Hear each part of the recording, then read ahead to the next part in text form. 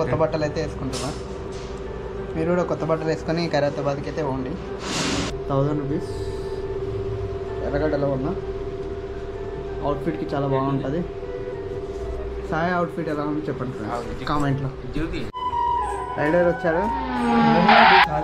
రోడ్లు నిజంగా బ్లాక్ మొత్తం. ఎంత టైం పడుతుందో తెలియదు, చెప్పలేము.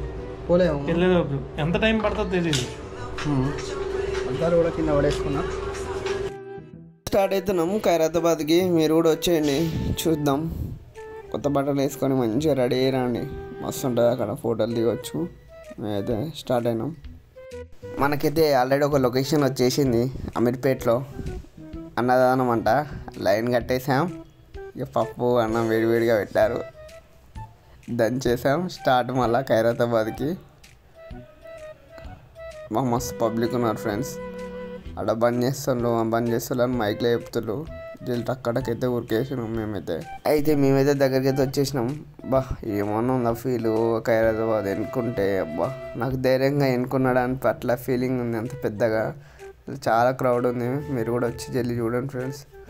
మేమైతే ఫోన్లో మళ్ళీ కెమెరాలో చాలా తీసుకున్నాం వీడియోలు, ఫోటోలు. లాస్ట్కి అయితే రూమ్లో అయితే చాలా బళ్ళు ఉన్నాయని రూమ్లో అయితే తీసుకున్నాం. మళ్ళీ రూమ్లో పెట్టుకుంటే బళ్ళు పోతే అయితే తీసుకొని ఇక ఖైరతాబాద్కి వచ్చేసాం. పక్కనే కదా ట్యాంక్ బండ్, అది కూడా చూసేద్దామని వెళ్తున్నాం. నెక్స్ట్ అయితే ట్యాంక్ బండ్. అబ్బా ఇవ్వలేరా, మొత్తం ఖాళీ రోడ్లు. ఇక్కడైతే కొంచెం క్రౌడ్ అవుతుంది. వినాయకుని పడేసి అక్కడ పులిగోర పెట్టి పోడుతూనే దంచి చేసినాం పులిగోర అయితే. అదే ఆ మిషన్ చూసి అయితే కళ్ళు చెదిరిపోయినాయి. మీరు కూడా వచ్చి ఆ మిషన్ చూడండి.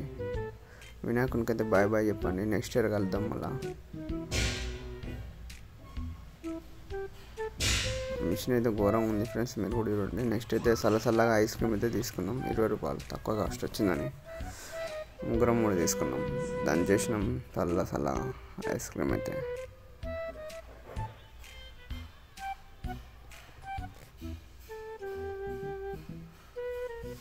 ఎలా తినాలో ఐస్ క్రీమ్ నేర్పిస్తాను, తినండి చూడండి ఫ్రెండ్స్ వీళ్ళిద్దరు, నేను కూడా. Bye friends. ఇక నెక్స్ట్ వేరే వినాయకుడిని చూద్దాం, పోదాం. బాయ్.